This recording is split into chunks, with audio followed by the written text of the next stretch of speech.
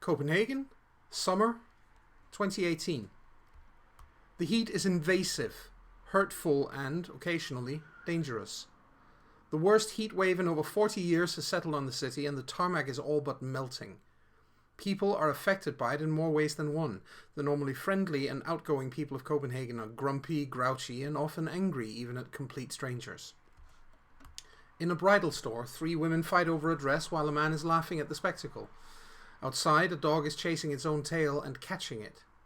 Something is absolutely wrong with the world.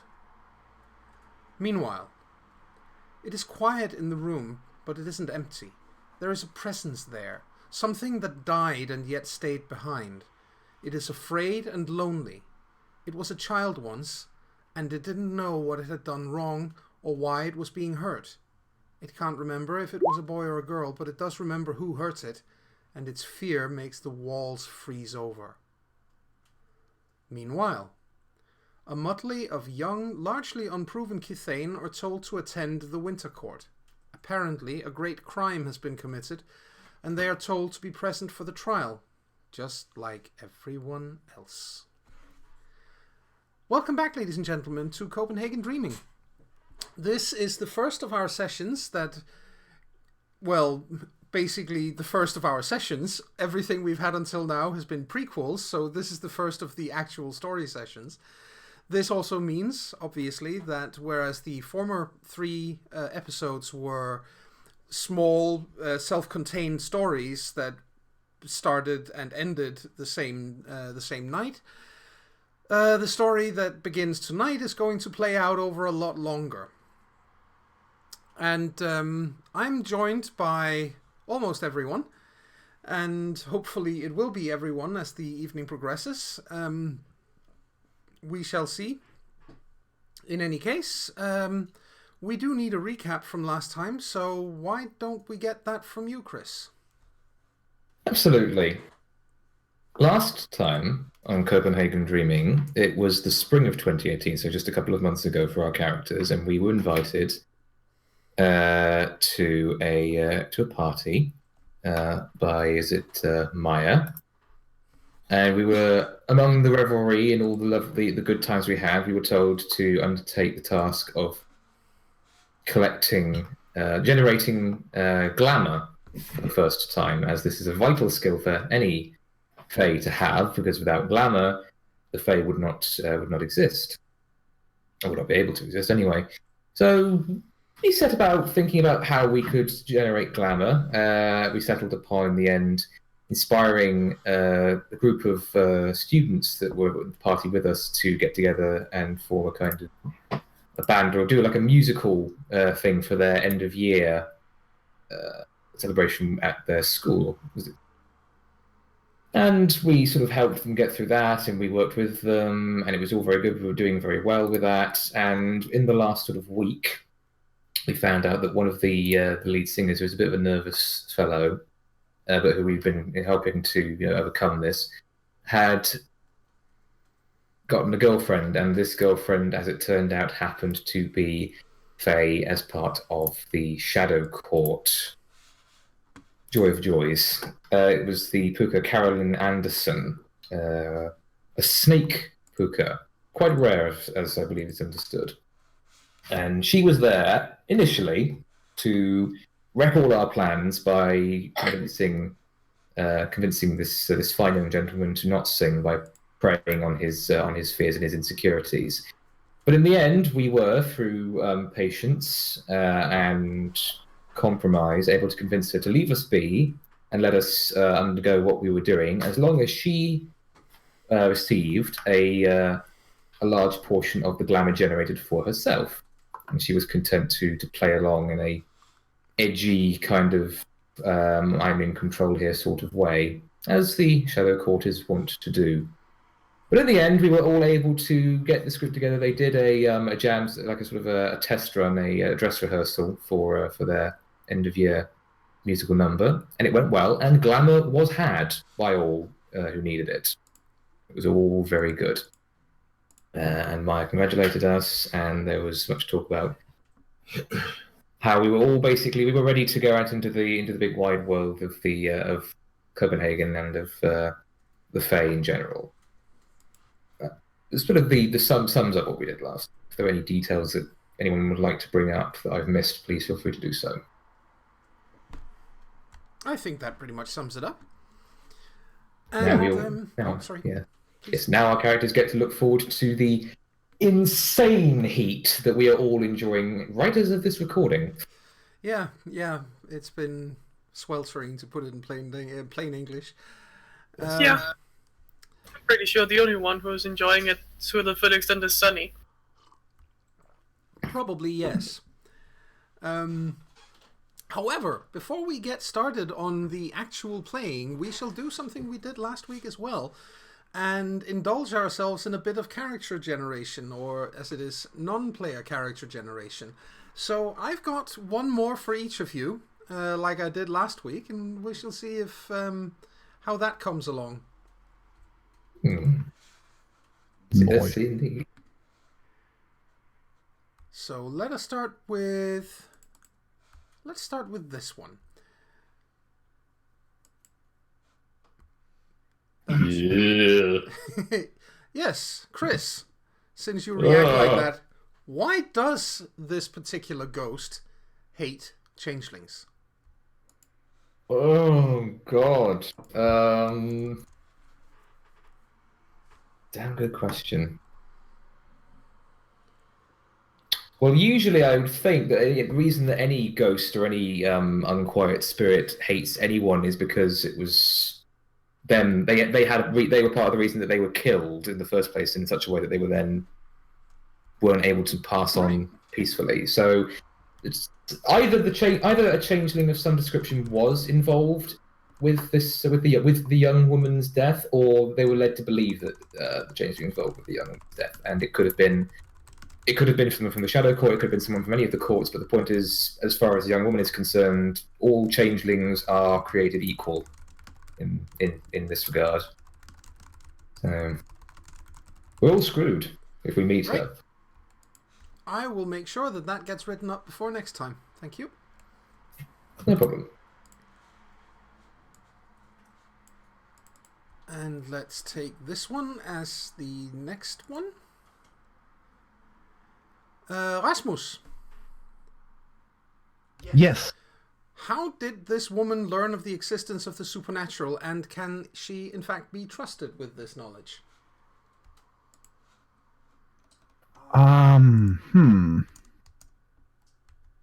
I think she had a harrowing encounter with someone supernatural, and I think she is willful enough that she remembered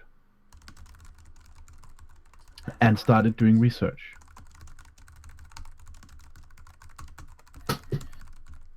Very well, and can she be trusted? Let's go with the ominous for now.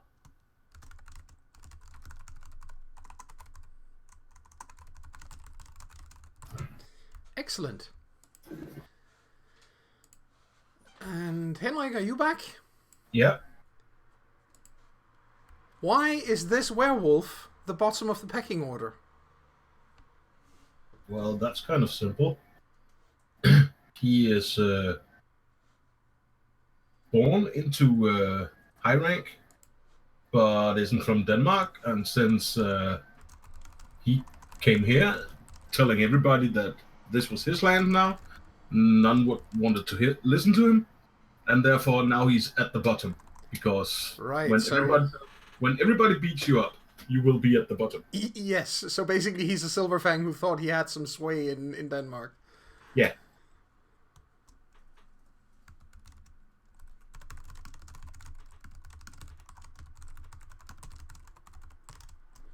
I think that sums him up pretty good. Yep, that it does. I'll make sure he's written up before next time then.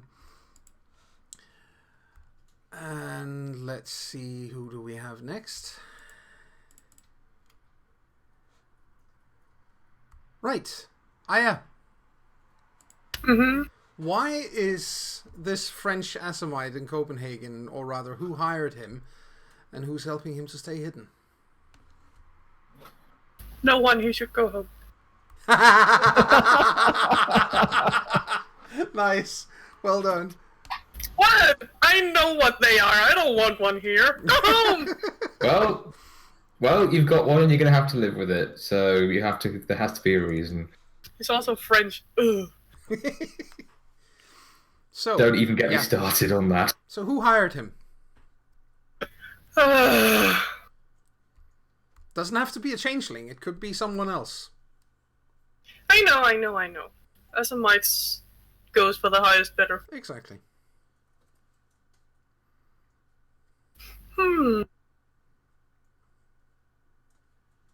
Now I have to remember all the NPCs. It's okay if you just say a vampire hired him or a high-ranking vampire. It's fine if you don't want to, go through the whole thing.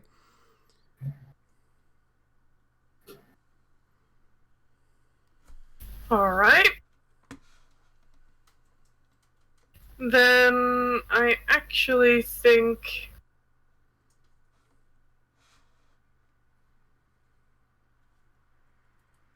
I'm gonna go weird and say it was one of the spellfingers. All right. And is that also the person who's helping him stay hidden? Yes.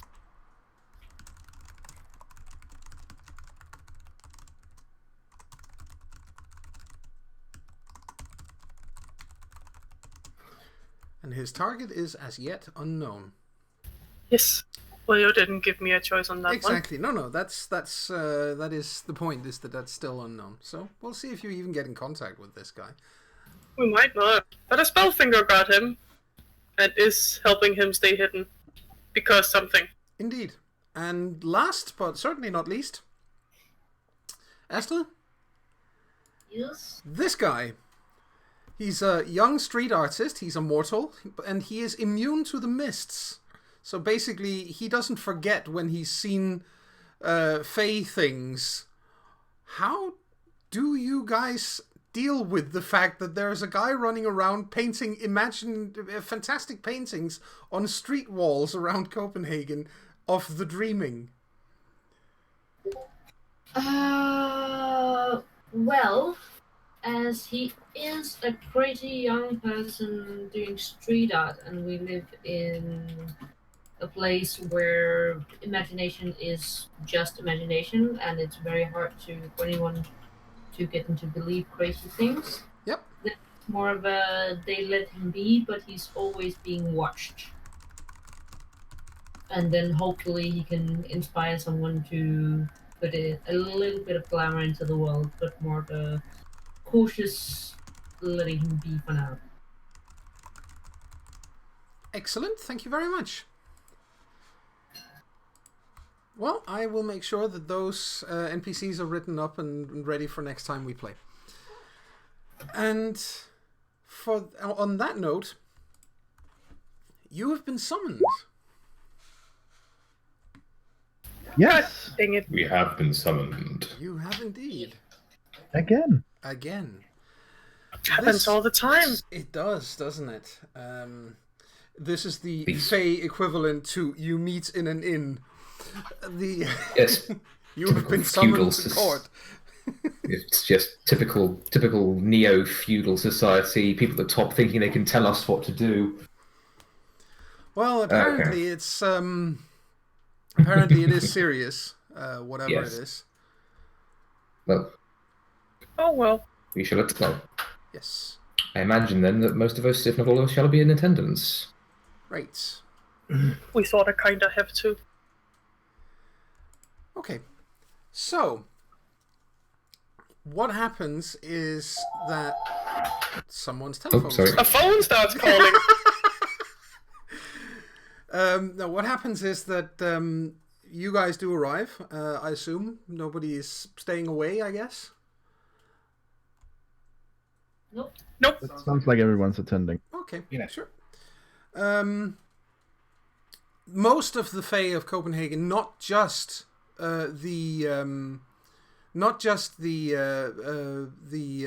Winter Court, is actually present. So it's quite packed when you get there. There's just over 100 people, something like 110 people present. Not all of them, obviously, are named NPCs that I've put up here, but it just gives you an idea that this is apparently serious enough that everyone is here. And there's a very somber mood when you guys arrive. You're some of the last to arrive. You're not late, but it seems like a lot of people have basically wanted to they wanted to go here and get here early so that they could get a nice seat or something. For whatever reason, at least, the place is packed when you get there. Oh well. And as I said, there's a very somber mood. There are plenty of rumors going around as to what could have happened. It might have been that somebody has had an accident, or it could be that maybe the Duchess is ill, or even that the Duke over in the summer court is has been killed or is injured, or that sort of thing. People believe the absolute worst the moment something like this happens, and rumor is rife. So, what should Hey guys. Hey, do you know what this is about? No clue. I don't think they hand out invitations that you can't say no to and tell you what's going on at the same time. Whatever it is certainly serious. Obviously. Very somber mood too. We shall find out why soon enough. Well, let's get inside and see if we can find a place to sit down or something. Try and stick together, of course. Yes, definitely. Yeah. So we'll go and find some seating. Right. That is a bit harder than you might initially have thought, on account of practically every single Fae in Copenhagen having turned up, or at least almost all of them having turned up, meaning that seating is at a premium right now. Remind me where the winter court was. In the cisterns, which is close to the zoo. It's the old water cisterns have been turned into a sort of high class fancy cafe, and the winter court has its locations off that cafe. It's not part of the cafe as such, because that's obviously where mortals are. So they have a small secret door, and then they enter there and get into a large and spacious freehold. But even large and spacious freeholds have limited amounts of seating.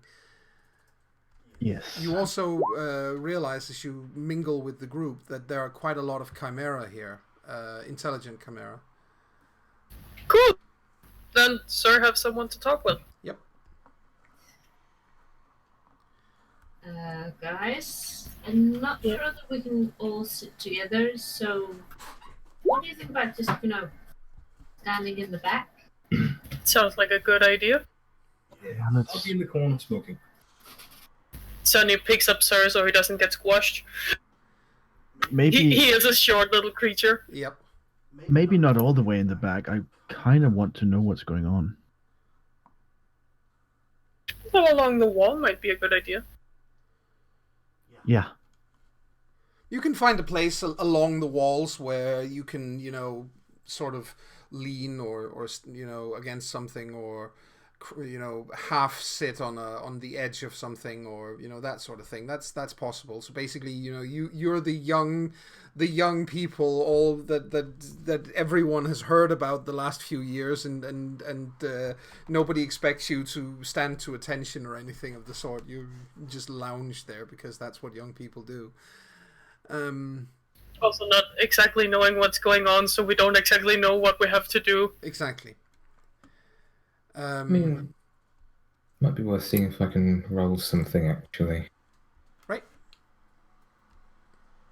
Like what? Oh, if it's a matter of etiquette, I mean, what is it? Even if we know we're not expected to be as formal as everyone else, because we are kind of new by everyone else's standards. I'd like to think that that Jasmine has been taking lessons in regards to Fey etiquette quite seriously. So I'm wondering if there's something I could roll to see how well she does. Yep. Well, what happens is while you're getting yourselves reasonably comfortable, you can do for a while. As I said, it takes a little while before everyone is settled in, so you have time to do whatever in the meantime. Okay.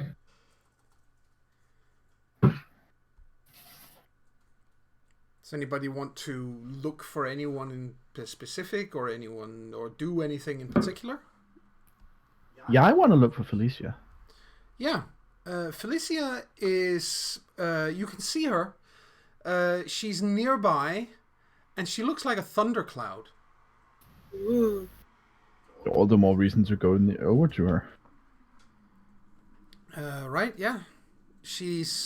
When you get there, you're met by what sounds almost like a thunder crack. It's not actually a thunder crack. It's her cracking her knuckles. Wow. But she does so repeatedly, and she's flexing her fingers, and she looks like she's about to tear someone to pieces. Yeesh! What's wrong, Felicia? I'm not allowed to tell you until this whole thing begins. But it's got you angry. oh yeah. This is bullshit. This is real bullshit. Right. All I'm saying is, whatever it is you're hearing right now, don't believe a fucking word of it. Right, okay. Let's talk about it afterwards then. Yeah. Let us. But thanks for coming over. Of course. She looks, as you're about to walk away, she looks I would say conflicted.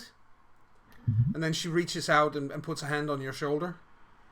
Yeah. And says, "Oh, by the way, you should probably know. The Duke gave me the North Gate." Congratulations. Yeah, that also means you're my new squire. Burst? I mean, the situation is serious, but his face still burst into a crooked grin. Yeah. Oh, I'm the luckiest squire in this place then. You only say that because you haven't worked for me yet. But anyway, you needed to know, but come on over afterwards and we'll talk, okay? Of course. Thanks for telling me. Oh, you're welcome. Jonas returns to the others. And, are either of the two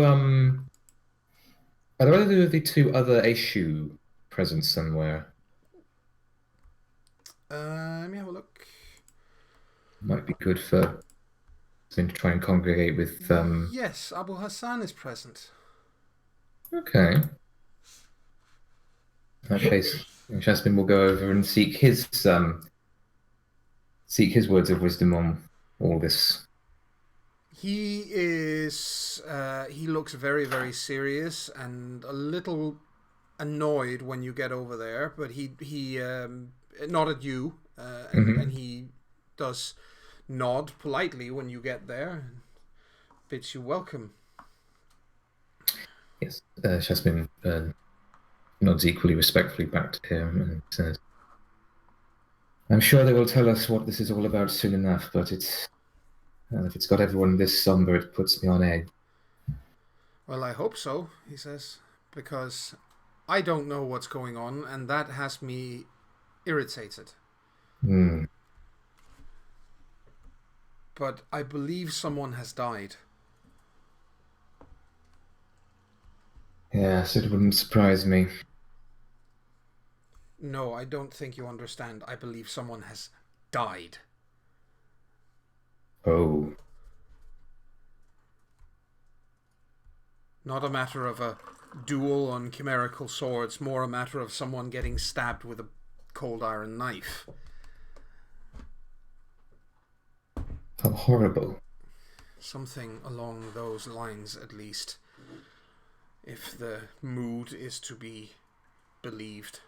I don't know for a fact, but I have attended enough events to...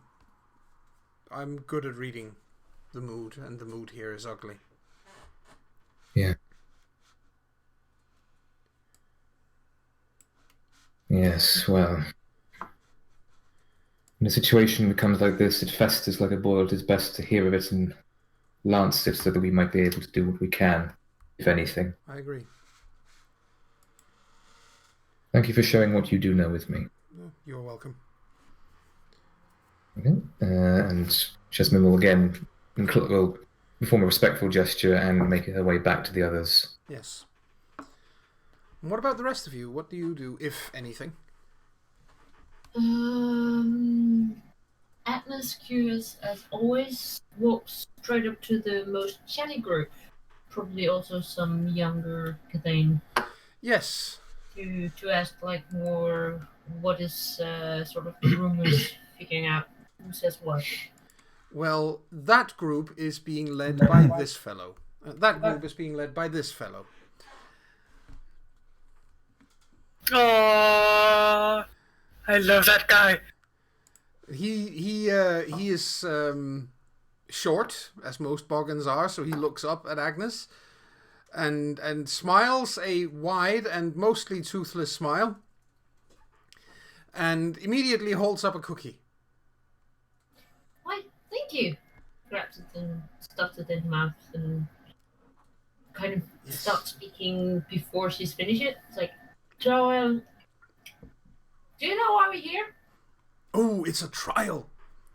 It's a trial of great importance, I'm sure. Otherwise, we wouldn't all have been summoned. Something terrible must have happened. Something absolutely horrible. Yeah, it does seem quite serious, but like you just say something. Do you know like what kind of something? I mean, you know a lot of stuff, so I'd say that for everyone to be gathered like this, it's probably got something to do with some kind of crime committed by someone from our court, from the summer court, against someone in the winter court. So everyone is, because it's being held at the winter court, and therefore, you know, the Duchess is the presiding judge, then that would be my guess. That would be my guess. Alright, so someone has done something, and the winter court are sort of the ones to decide what the fate are. Yes, that is probably, I'd say almost certainly what is going on. Have you heard anything about who and where and what, or are you just guessing right now? No. This is based mostly on experience, but I don't know what it is that's happened. Oh, all right. Well, thank you. Thank You're you welcome. for the Anytime. good. Oh, are your friends here? Yeah, we're just standing right over there, trying to see what's going on. Because we couldn't really find spots for everyone in the same place. He takes out a bag and holds it out to you. Cookies for all. Oh, thank you. She brings it with her. Yep. Now the question is, does she actually share it with the others? Are there just one cookie for all? Yes. Okay, then she's gonna look at it, and then she's gonna bring it and say, cookies? And hoping someone will say, no thank you. Are you insane? Are you actually mad? Why would you think that?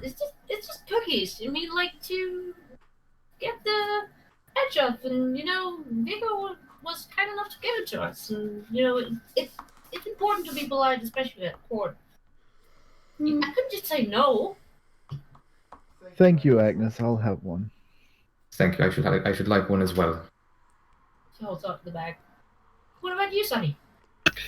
I think Sunny sense motives you and realizes you hope that there'll be more left and goes, no thank you, I've eaten plenty. And then smiles. Alright. August? Is Sir the Corgi with us today? The corgi? Yeah, he's there. I'll take a cookie and tosses it to Corgi. Oh, you are now the corgi's best friend. August, he'll get fat. I will have you know, says the corgi while munching on the cookie, I am a fine figure of a dog.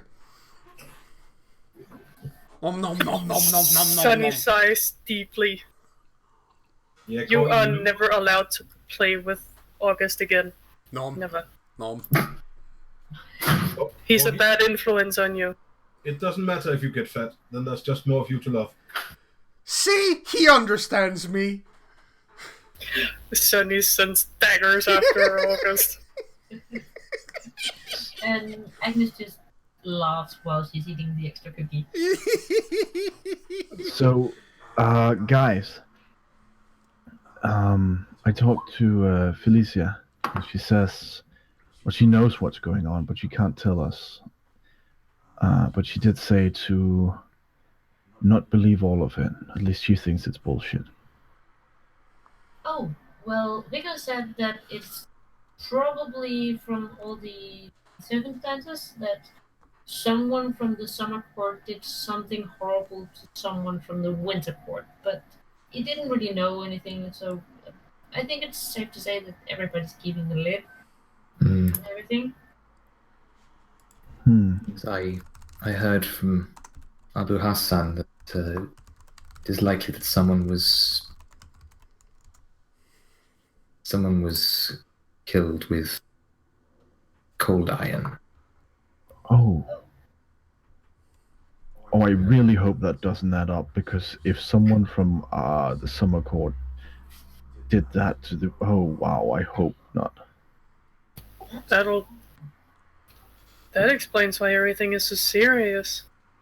Well, again, we shouldn't trust everything until we've heard it from the official ruling, of course, but yes, it does seem it's horrible to Still think about. horrible. Yes. No one should be through that, really, by any of our own.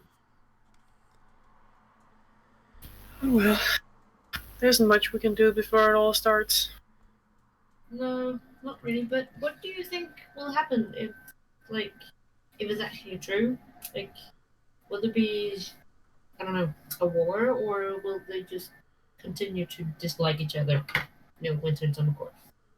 Well, I'm pretty sure if there have been that kind of thing going on, it'll be a very severe punishment for whoever did it and whoever was, mixed into it.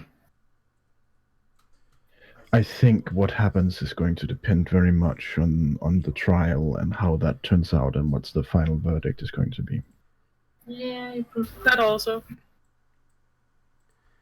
And just as you say that, the great doors to the Duchess's private quarters are opened, and she strides out. She's looking her usual astonishing self.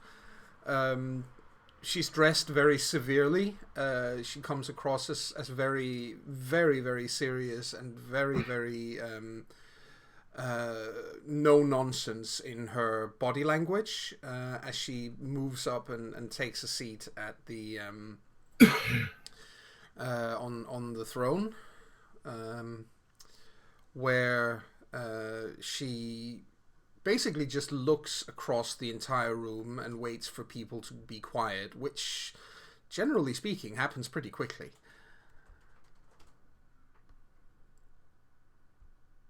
Unless, of course, you guys want to continue to make noise. No. Sunny is curious. He wants to know what's going on. Yes, the floor is curious, not suicidal. Right. Well said. I might be rebellious, but not stupid. There's a fine line between rebellious and stupid, yes. Yes. Yeah, also curious is sort of like if you hinder yourself, then you don't find out all the important stuff. That is true.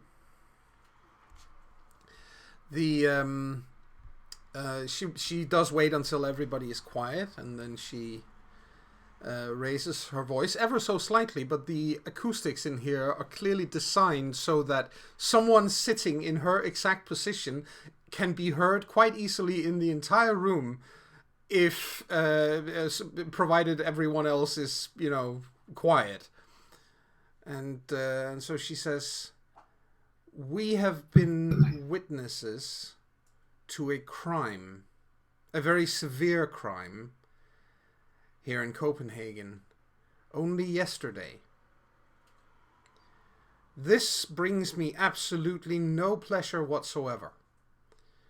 I am not happy to do what I have to do next.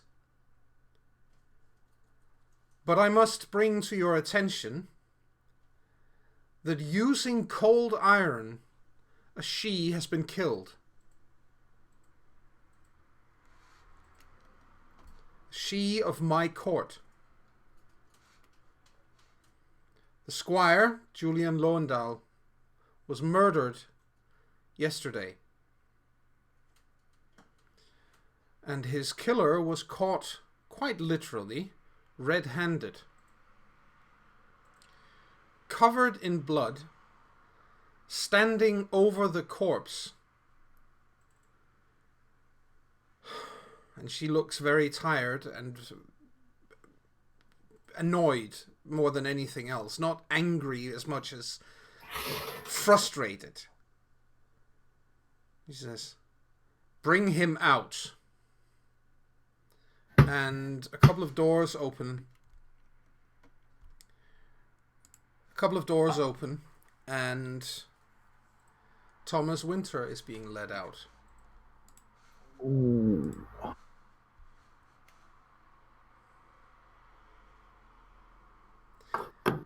His face is absolutely stoic. He is not betraying any emotions whatsoever. He isn't resisting. He is shackled, but he isn't resisting. He isn't trying to break free or run away.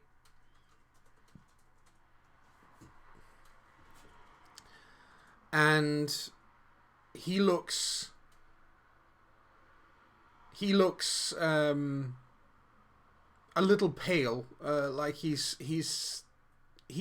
aware of how serious this situation is. He's brought out before everyone, and the Duchess looks at him and goes, "As I said, caught red-handed. Nonetheless, I am not in favor of summary justice. There is law in this city, there is law in this land, and we will uphold it. Consequently, however heavy the burden of evidence is against Thomas Winter, he is not guilty until he is found guilty. And he denies his guilt." And she looks to him and says, "If you wish to speak, you may. Or if you have someone who will speak for you, then that person may speak." And Thomas steps forward, raises his head, sets his shoulders, and looks at everyone and says, "It's quite simple. I did not do this. I know what the evidence says, and I still did not do it. I swear it." That has a murmur running through the whole place, because for a troll to swear to something is very, very serious. And Yes. it's also pretty obvious that it it does have an effect on the on the Duchess, but she says, the problem, Thomas, is that not only were you found in that incriminating situation, but the place was investigated, even using the art of Kronos, and it showed that you killed him.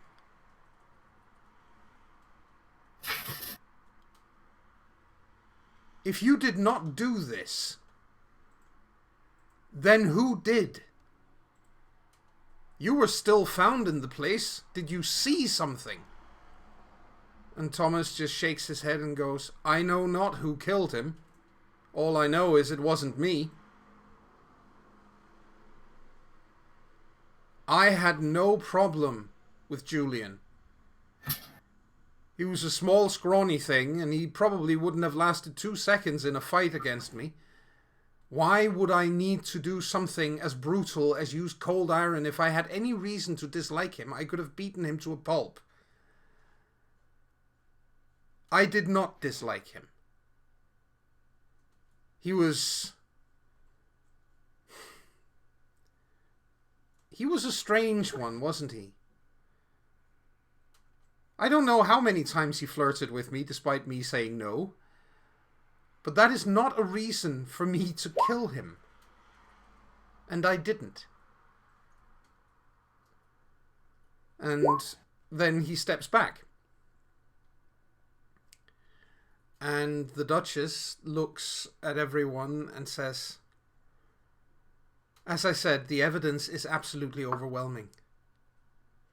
I don't really have a choice in the matter unless someone here can offer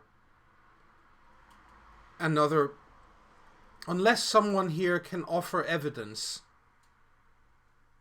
to the contrary, then unfortunately I must carry out justice. And she barely manages to finish that sentence before Felicia steps forward and goes, no, no, no. If he swears he didn't do it, then he didn't do it. He's a troll. Listen to the evidence of your own ears. I will take it upon me to find out what has happened. And then the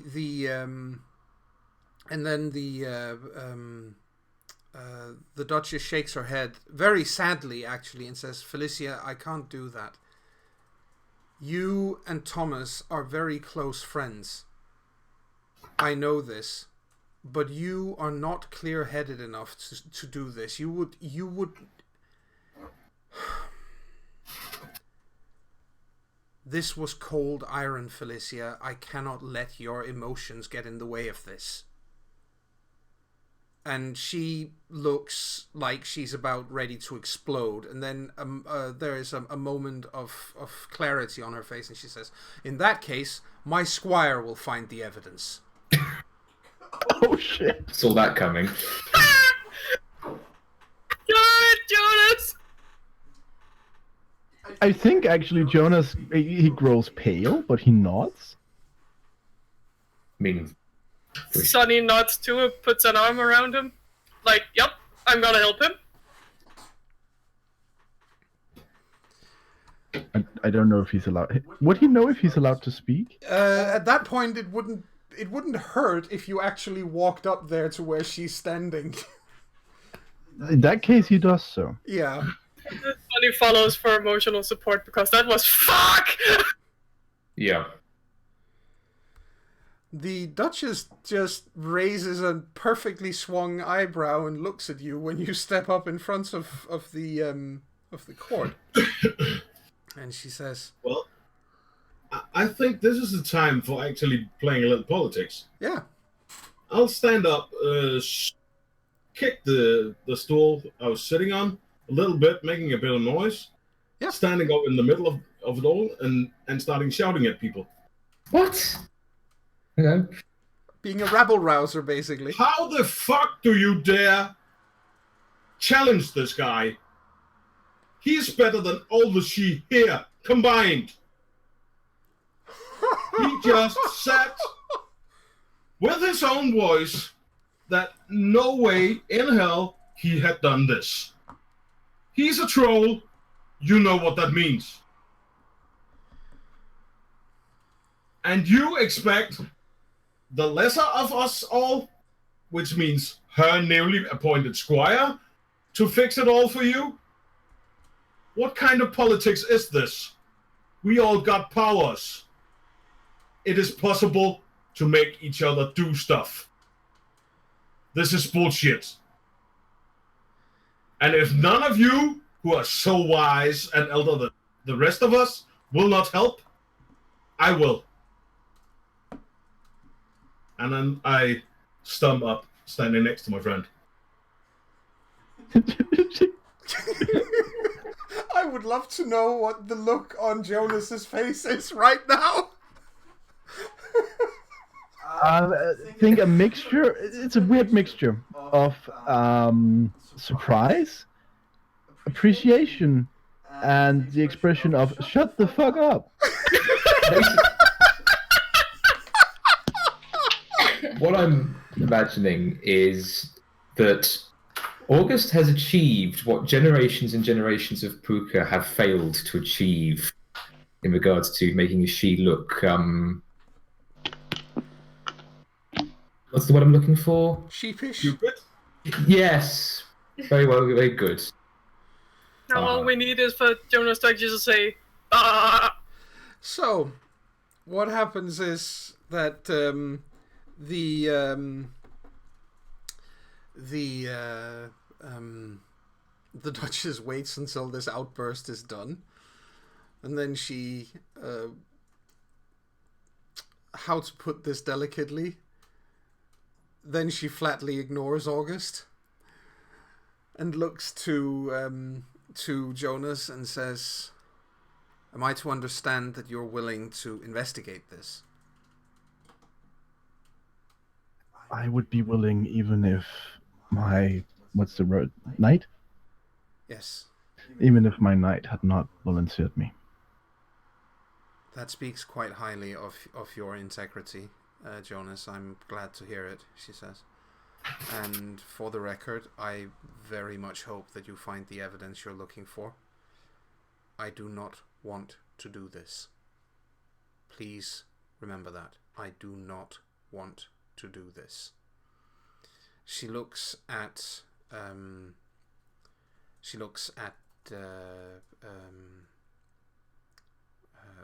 Thomas, and then she stands up so that she can see everyone in the room more clearly, and she says, "By ancient customs, I can give Thomas until the next court. The next official court from now is in 2.5 months. I expect that will be ample time to prove Thomas's innocence. If he is in fact innocent." I think Sonny can't help but mutter softly, "Of course he is." Shh. And I expect every single Kithane in this room to fully and completely cooperate with this investigation. If you are asked questions by this young man or by the ones helping him, you will answer, or you will answer to me. That is all. This court is adjourned. She turns and walks back out of the room.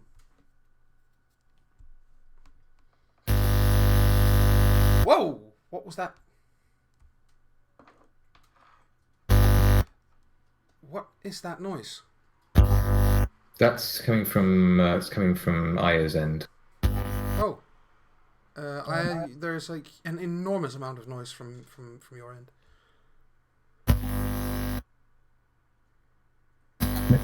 And we can't hear you if you're trying to speak. There's no nothing except noise on the line. She's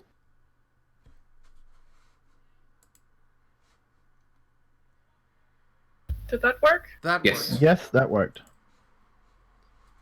Any idea what Okay, happened? that was weird. I don't know. I did nothing. I No, just jumped no. out and back again. It's fine. It works Okay. now. It works now. That's good. What I tried to say instead of whatever you heard was, Jonas, breathe. Ah. See.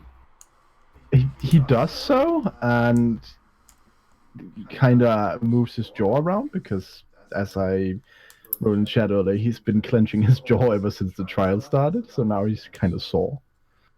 And then he looks to Felicia. She's when you look at her, you can see that her forehead is actually glistening with sweat and her jaw is grinding. And she looks at you and goes, "I'm sorry that I pulled you in like that.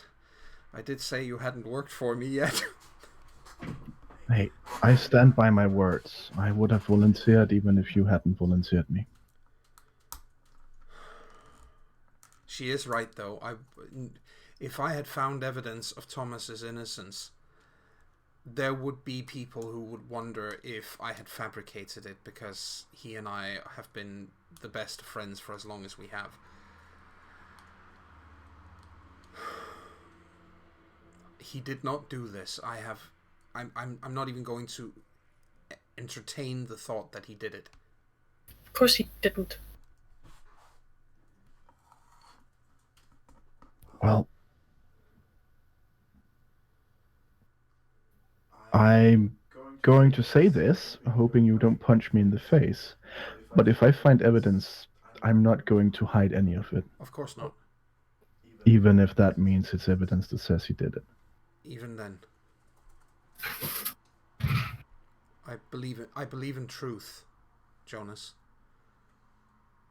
I just cannot believe that the truth is that he did it. I don't think so either.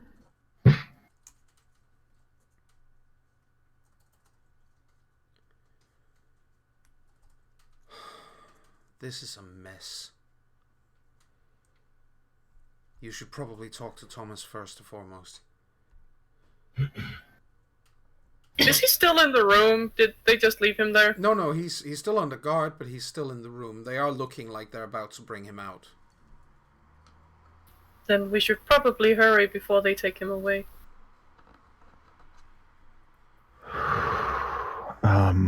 We should get something to write on. Sonny taps his messenger bag. He always has extra sketch pads with him. Mm-hmm. Right. I'm not going to assume you guys will help me, but I would really appreciate it. Of course I'm gonna help you. Yes. Was that ever in doubt? Well, as I said, I wouldn't want to assume. That's rude. You're our friend, and Thomas is most of our friends. Well, at least a good acquaintance to us as well, so getting to the truth of this matter is important to us. In that case, we should go talk to him. And I think we can do that after the break. So, don't go anywhere, ladies and gentlemen. We will be right back with more Copenhagen Dreaming.